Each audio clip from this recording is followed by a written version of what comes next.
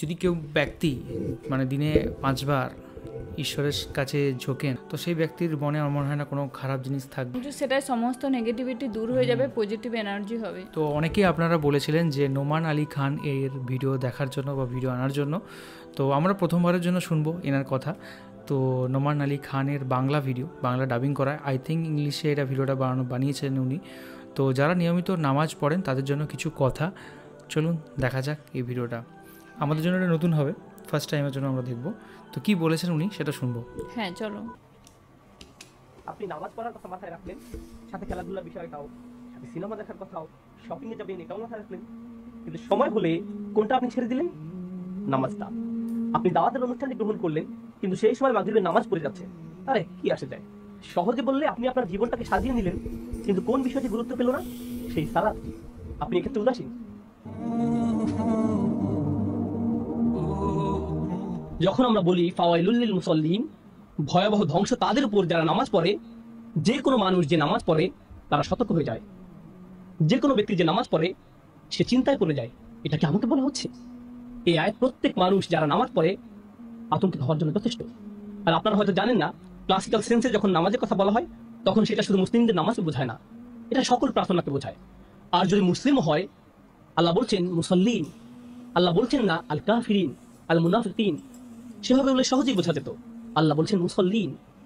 এশার সালাতটাতে আমরাই মুসল্লিন ছিলাম, মানে অবশ্যই আমাদেরকেও আতঙ্কে থাকতে হবে যখন আমরা এই আয়াতটা শুনবো।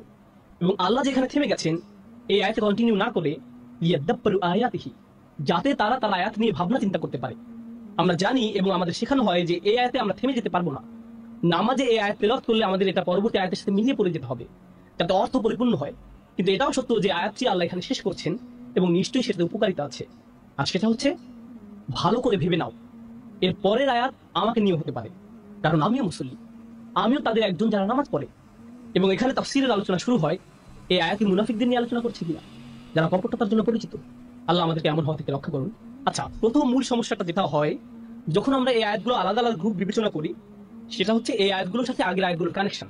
ইমাম রাজি রাহমাহুল্লাহ বলেছেন তার তাফসীরে কাবীরে, তিনি বলছেন আল্লাহর সৃষ্টিকে কষ্ট দেয়া এবং তাদের ক্ষুদ্র থেকে ক্ষুদ্র সেবাদান থেকে দূরে থাকা, যেটাকে আসলে সেবা বলা যায় না, তাদের নিজেদের অধিকার, এটাই হচ্ছে সৃষ্টির বিরুদ্ধে করা অপরাধ। আর যখন আপনি সৃষ্টির সাথে অন্যায় করছেন তখন এটা স্বাভাবিক যে সময়ের সাথে সাথে আপনি সৃষ্টিকর্তার সাথেও একই কাজ করবেন, অর্থাৎ তার ব্যক্তিত্বের অপর অংশ এখান থেকে বোঝা যাচ্ছে। এটা হচ্ছে মানুষদের অধিকারের লঙ্ঘন। একটা হচ্ছে মানুষদের অধিকারের লঙ্ঘন, আর একটা হচ্ছে সৃষ্টিকর্তার অধিকারের লঙ্ঘন। আর আপনি সৃষ্টিকর্তার সাথে এমন করছেন যেটা শুধু তখনই সম্ভব যখন আপনার প্রার্থনা শুরু থেকেই অন্তঃসার শূন্য। এটা হচ্ছে আরেকটা ফলাফল যা এখান থেকে বোঝা যায়। এরকমই যদি হয় আপনার ব্যবহার গরিব দুঃখীদের সাথে, তাহলে বুঝে নিন যে আপনি হচ্ছেন সবচাইতে খারাপ মুসল্লিদের একজন। আপনার নামাজ দ্বারা কোনো ফায়দা নেই এভাবে হলে, এর থেকে ভালো কিছুই আশা করা যায় না। শুধু এটুকু বলা যায় যে আপনি হয়তো ভালো কার্ডিওভাস্কুলার এক্সারসাইজ করছেন। আল্লাহ বলছেন এটা কি এমন হওয়ার কথা না যে নামাজ তোমাদেরকে অশ্লীলতা ও পাপ কাজ থেকে দূরে রাখবে? এই সূরাটি কি অন্যায় পাপ কাজের বিবরণ দিয়ে শুরু হয়নি? এগুলো নিঃসন্দেহে পাপাচার। কিভাবে এই মানুষজন যারা মুসল্লিন, এখানে এমনকি আল্লাহ তাআলা আল্লাযী ইউসাল্লুন, যারা নামাজ পড়ে এভাবে বলেননি, বলেছেন আল মুসাল্লিন, যারা সব সময় নামাজ পড়ে, অর্থাৎ নামাজে সর্বদাই উপস্থিত থাকে। আর এটাও লক্ষ্য করুন, এখানে এক বচন থেকে বহু বচনে চলে যাওয়া হচ্ছে। আল্লাযী, আরাআইতাল্লাযী, আল্লাহ বলেননি আরাআইতাল্লাযী ইউকাযযিবু বিদ্দীন ফাউলাইকাল্লাযীনা ইয়াদউল ইয়াতীম, মানে ব্যবহৃত শব্দগুলো বহু বচন নয়, ছিল এক বচন। কিন্তু হঠাৎ এখানে কি হলো? বহু বচন। তাৎক্ষণিকভাবে এটা বহু বচনে রূপান্তরিত হয়ে গেল যখন বলা হলো মুসল্লিন। কেন জানেন? কারণ এই মানুষরা যেমন ছিল, তারা গোপনে নামাজ পড়ার লোক ছিল না, তারা মানুষজনদের সাথে পাবলিকলি নামাজ পড়তো। হ্যাঁ, জনসম্মুখে। কেন তারা পাবলিকলি নামাজ পড়তো? আল্লাহ আমাদের এই বিষয়ে জানাচ্ছেন এই সূরাতে, সামনে আসছে। তারা নামাজ পড়ে কি কারণে? মানুষদের দেখানোর জন্য। আর আপনি যখন আপনার নামাজ মানুষদের দেখানোর জন্য পড়ছেন, নিশ্চয়ই সেটা ঘরে করবেন না। হ্যাঁ, সেটা আপনি ঘরে করবেন না, আপনার মানুষের সামনে গিয়ে পড়তে হবে। আচ্ছা, মনে করে দেখুন কার কথা বলা হচ্ছিল এখানে, কার জারিজুল ফাঁস করা হচ্ছিল? কুরাইশদের। মনে আছে তো? আমরা দেখবো এটার গুরুত্ব কি, কেন তাদের নামাজগুলো এত গুরুত্বপূর্ণ, আর এটা কোন নামাজ যেটার কথা বলা হচ্ছে। এখন চলুন এখন এই আলোচনার দিকে চলে যাই। একটা মত অনুসারে এই বর্ণনাটি করা হয়েছে মুনাফিকদের জন্য। তবে পুরোপুরি এই আলোচনায় প্রবেশের আগে আমি আপনাদের ওয়াইল শব্দটার সাথে পরিচয় করিয়ে দিতে চাই। অর্থ হচ্ছে নিকৃষ্ট রকমের ধ্বংস। এটা কোরআনে কোথায় ব্যবহৃত হয়েছে? আমরা এটা খুবই জঘন্য মানুষদের জন্য ব্যবহৃত হতে দেখেছি। ওয়াইলুল লিকুল্লি হুমাসাতিল লুমাসা। আর সেগুলো মানুষদের সাথে করা অন্যায় ছিল, ঠিক কিনা? আর এখন সেই একই ওয়াইল শব্দটার ব্যবহার হচ্ছে আল্লাহর সাথে করা অন্যায়ের ক্ষেত্রে। কারণ আল্লাহ ছাড়া অন্য কারোর জন্য যখন আপনি প্রার্থনা করছেন, সেটা আল্লাহর সাথে অন্যায় হয়ে যাচ্ছে। একটা ওয়াইল যখন মানুষরা অন্য মানুষদের সাথে অন্যায় করে তখন আসছে, আরেকটা ওয়াইল যখন মানুষরা আল্লাহর সাথে অন্যায় করে তখন আসছে। তারপর আল্লাহ আযza বলছেন, ফাওয়াইলুল লাহুম মিম্মা কাতাবাত আইদিহিম। বনী ইসরাইলদের সম্পর্কে আল্লাহ তাআলা এই আয়াতে বলছেন, ওয়াইল হচ্ছে তাদের জন্য যারা নিজের হাতে কিতাব লেখে আর দাবি করে যে এটা আল্লাহর কিতাব। আল্লাহ এই অপরাধের জন্য শাস্তি নির্ধারণ করেছেন, ওয়াইল। এছাড়াও আমরা দেখি এমন মানুষজন যারা ব্যবসাতে ধোঁকার আশ্রয় নেয়, ওয়াইলুল লিল মুতাফফিফিন। এরা খুবই জঘন্য অপরাধী। আর এই অপরাধীদের লিস্টে এখন কাদেরকে দেখা যাচ্ছে? যারা নামাজ পড়ে। তাহলে চিন্তা করে দেখুন, আপনি যদি নামাজ নিয়ে গন্ডগোল করে থাকেন তাহলে এটা কত ভয়ঙ্কর হতে পারে।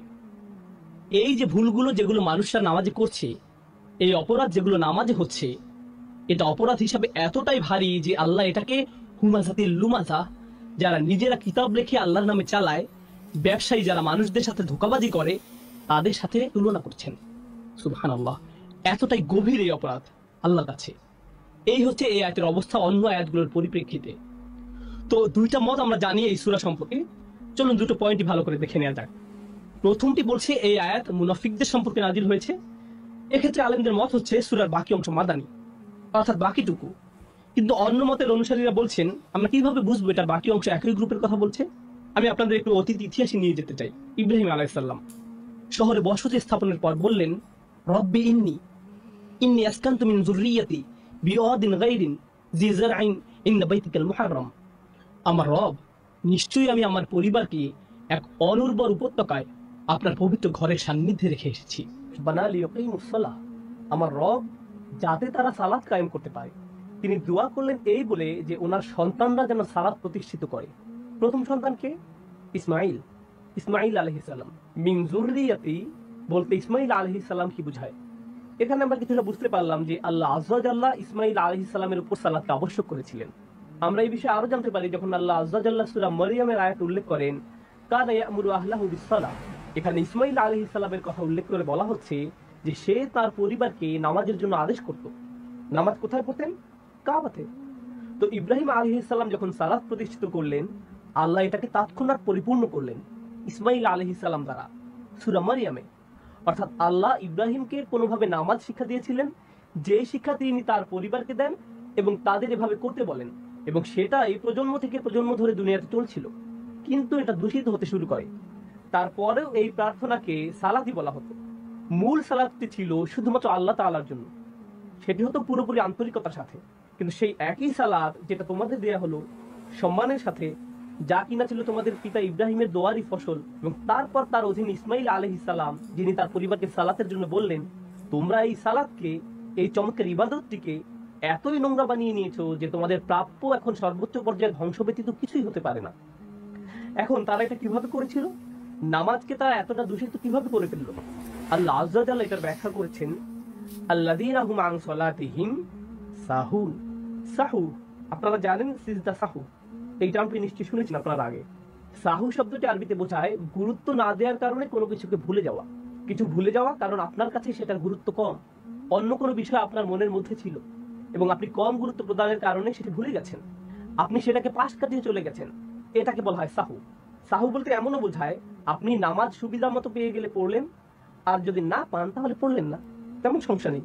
আর সাহুর উদাহরণ এভাবেও দেওয়া যায়, আপনি নামাজ পড়ার কথা মাথায় রাখলেন, সাথে খেলাধুলার বিষয়টাও, সাথে সিনেমা দেখার কথাও, শপিং এ যাবেন এটাও মাথায় রাখলেন, কিন্তু সময় হলে কোনটা আপনি ছেড়ে দিলেন? নামাজটা। আপনি দাওয়াতের অনুষ্ঠান গ্রহণ করলেন, কিন্তু সেই সময় মাগরিবের নামাজ পড়ে যাচ্ছে, আরে কি আসে যায়। আপনি বিশ্ববিদ্যালয়ের কোনো কোর্সে রেজিস্ট্রেশন করেছেন যেটা একেবারে জুমার সময়, চিন্তা করলেন এই টিচার তো খুবই সহজ, ভালো গ্রেড পাওয়া যাবে, কোর্স নিয়ে ফেললেন, কিন্তু সেটা যে নামাজের সময় পড়ে যাচ্ছে বিষয়টাকে পাত্তা দিলেন না। সহজে বললে আপনি আপনার জীবনটাকে সাজিয়ে নিলেন, কিন্তু কোন বিষয়টি গুরুত্ব পেল না? সেই সালাতটি। আপনি এক্ষেত্রে উদাসীন, কিছু যায় আসে না, কিছুই না। আপনি কোনো পিকনিকে গেলেন, কোথাও কোনো পার্টিতে যোগ দিতে গেলেন, নামাজের সময় আসলো, আপনি ধুর, আমি এখন অনেক ব্যস্ত। এটা তেমন বড় বিষয় না তো। এটাকে বলা হয় সাহুন, গুরুত্বহীন, অবহেলাপূর্ণ। এখন আল্লাহ আজ্জা জাল্লাহ প্রথমেই উল্লেখ করেছেন বড় অপরাধটির দিকে যাওয়ার পূর্বেই একেবারে মূল কারণ যে তুমি ভয়াবহ শাস্তির যোগ্য, সেটা হচ্ছে নামাজের প্রতি তোমার এই আচরণ। তো এখানে অনেকগুলো কথা বলা হয়েছে, আর যেখানে কিছু জিনিস হচ্ছে যেখানে আমি যেগুলো দেখলাম যেগুলো আমাদের জানা নেই, কিছু আরবি শব্দের মানে যেগুলো ছিল সেগুলো আমরা সত্যি কথা বলতে বুঝতে পারিনি। বাদ বাকি এটা বুঝতে পারলাম যে নামাজ কতটা গুরুত্বপূর্ণ, এবং হচ্ছে যারা নিয়মিত নামাজ পড়েন তারা অনেক উপকৃত হন, এবং সেটা একটা ধর্মীয় কাজ, এবং প্রত্যেকের নিয়মিত পড়া পাঠ করা উচিত নামাজ। অ্যান্ড আপনি সমস্ত কিছুকে টাইম দিলেন এবং নামাজকে টাইম দিলেন না, এই জিনিসটা কিন্তু করা উচিত নয়। তো জিনিসটা সত্যি সত্যি অসাধারণ, কারণ আমাদের প্রত্যেক ধর্মের কিছু স্পিরিচুয়াল প্র্যাকটিসেস থাকে, যে প্র্যাকটিসগুলো যদি কেউ করে তাহলে সে অনেক ডিপলি ঈশ্বরের সাথে কানেকশন পেতে পারে, তাই না? অনেক বেশি সে তার ভেতর অনেক পিউরিফাই হয়, ভিতর অনেক শুদ্ধতা লাভ করে। তো সেক্ষেত্রে রেগুলার সেই প্র্যাকটিসগুলো কিন্তু প্রয়োজন। অ্যান্ড আমরা দেখি আমার হয়তো অনেক মুসলিম বন্ধুরা আছেন তারা নামাজ পড়েন না রেগুলার, আবার অনেক হিন্দু আমার বন্ধুরা বা অনেকেই হয়তো আছেন যারা রেগুলার কিন্তু তার ধর্মের যে প্র্যাকটিসগুলো সেগুলো কিন্তু করে না, হয়তো মাসে একবার মন্দির চলে গেল বা কোনো কিছু, কিন্তু অ্যাকচুয়ালি ধরো সাপোজ মন্ত্র জপ করা বলো বা যে কোনো ধ্যান বলো বা সেই জিনিসগুলো কিন্তু করে না রেগুলার, এবং যার ফলে কি হয় যে নানা রকম তাদের জীবনেও সমস্যা হয় এবং তারা আধ্যাত্মিক যে গ্রোথ সেটাও কিন্তু অনেক কিন্তু কমে যায়। আর আমি একটা জিনিস দেখেছি যেটা হচ্ছে যে যারা নিয়ম মতো নামাজ পড়েন তাদের মধ্যে কিন্তু একটা অন্যরকম জেল্লা থাকে, তাদের মধ্যে একটা মন শান্ত থাকে। সেই জিনিসটা আমার অনেক ভাই অনেক বন্ধুরা তারা হচ্ছে অনেকে দেখি যে যারা নিয়মিত নামাজ পড়েন তাদের মধ্যে কিন্তু একটা অন্যরকম ক্লিয়ারিটি থাকে, তার কথার মধ্যে একটা দৃঢ়তা থাকে বা মনের মধ্যে একটা শান্ত ভাব থাকে, এই জিনিসটা কিন্তু দেখেছি। আবার এটাও দেখেছি যারা নিয়মিত মন্ত্র জপ করেন, মালা জপ করেন বা ধ্যান করেন তাদের মধ্যে একটা দেখবেন স্টেবিলিটি পাওয়া যায়, সেটা হিন্দুদের মধ্যে। তার মধ্যে হিংসাও কম থাকে, তাদের মধ্যে মানে যে রেগে যাওয়া বা এই জিনিসগুলো প্রবণতা কিন্তু থাকে না, তো ভেতরে অনেক পিসফুল হয়। তো সত্যি খুবই প্রয়োজনীয় নিজের ধর্মের স্পিরিচুয়াল যে প্র্যাকটিসেসগুলো সেগুলো কিন্তু অসংখ্য খুবই প্রয়োজনীয়। তোমার কি মনে হয় এই বিষয়ে কিছু বলবে? আমারও দেখে এটা মানে যে কথাগুলো বলেছেন সেগুলো পুরো ঠিক বলেছেন। আমাদের অনেক সময় মানে আমরা অনেক কাজে ব্যস্ত হয়ে যাই, যেটা প্রধান কাজ সেটা ভুলেই যাই। এখানে যেমন নামাজ পড়াটা বললেন, মানে নামাজ পড়াটা কোনো কারণে অজুহাত দেখিয়ে যে এখন পড়বো না পরে পড়বো, আজকে আর পড়ার দরকার নেই, যদি ওই রকম কোনো ব্যস্ততা পড়ে যায় তখন আমরা কিন্তু যেটা প্রধান কাজ, যেটা করলে বেশি উপকার পাওয়া যাবে, এনার্জি পাওয়া যাবে, সেটা আমরা ভুলে যাই অনেকেই। আর সেটা কিন্তু প্রাধান্য দেওয়া উচিত। মানে যদি দেখো যে নামাজটাও পড়া যাবে আর কাজটাও পুরো ঠিক হয়ে যাবে, তখন নামাজটাও পড়া উচিত, তারপরে কাজগুলো করা উচিত। আর যদি কারো মানে মন থেকে ইচ্ছে থাকে তাহলে আমি তো বিশ্বাস করি যে নামাজ পড়ার ঠিক টাইম বেরিয়ে যাবে। আসল হচ্ছে মানুষের মনের ইচ্ছে থাকলেই উপায় হয়। সেটা সবারই একটু পড়া জরুরি, কারণ নামাজ পড়লে অনেক কিছু এনার্জি পাওয়া যায়। মানে যাদের যেটা ধর্মের, আমাদের যেমন ঠাকুরের নাম করা, আমাদের মালা করা, যাদের যেটা ধর্মে আছে সেটা যদি কাজের মাঝে সঠিকভাবে করা যায় তাহলে তো অবশ্যই উপকার পাওয়া যাবে। আর নিজেরাই তখন বুঝতে পারবে, মনে একটা শান্তি থাকবে, যে কাজগুলো করার কথা অনেক বার ধরে ভাবা হয় সে কাজগুলো খুব সহজেই হয়ে যাবে, একটা মানসিক চিন্তাও কম হবে। তার জন্য অবশ্যই সবার কাজের মাঝে যে জন ধর্মেরই হোক না কেন, সেটা যাদের নামাজ পড়া তাদের নামাজ পড়া, আমাদের যেমন মালা করা, ঠাকুরের নাম করা, সেগুলো অবশ্যই করা উচিত। আমার এটা দেখে খুব ভালো লাগলো। একদমই তাই। আর নামাজ মানের শব্দের অর্থ আমি যেটুকু জানি সেটা হচ্ছে যে ঈশ্বরের কাছে ঝোঁকা বা সমর্পণ করা। যদি ভুল বলে থাকি তাহলে এটা অবশ্যই কমেন্ট করে জানাবেন।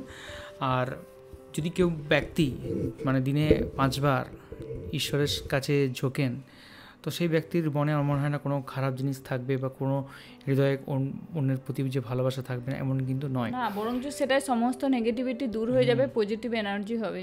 কারণ নিজের সাথে ওই একাত্ম সময় কাটানোটা কিন্তু খুবই দরকার প্রত্যেকটা মানুষের ক্ষেত্রে। আপনি যে ধর্মেরই মানুষ হন বা কোনো কিছু আপনি বিশ্বাস করুন বা না করুন, নিজের সাথে ওই একাত্মভাবে সময় কাটানো সেটা কিন্তু অনেকটা মানুষকে হেল্প করে। অ্যান্ড লাইফেও আপনি অনেক গ্রো করতে পারবেন। খুব ভালো লাগলো ভিডিওটা। আর কিছু কিছু জিনিস আমরা বুঝতে পারিনি, সেই জিনিসগুলো আই থিঙ্ক আরবিক ওয়ার্ড ছিল, সেগুলো হয়তো বুঝতে পারলাম না, সেই জন্য। বাদবাকি আর কোন কোন ভিডিও অবশ্যই দেখতে পারি সেগুলো অবশ্যই কমেন্ট করে জানান। এখনকার মতো ভিডিও এই পর্যন্তই। দেখা হবে পরবর্তী ভিডিওতে। সবাই খুব ভালো থাকবেন, সুস্থ থাকবেন আর টাটা। দেখতে থাকবেন আমাদের চ্যানেল। টাটা। টাটা।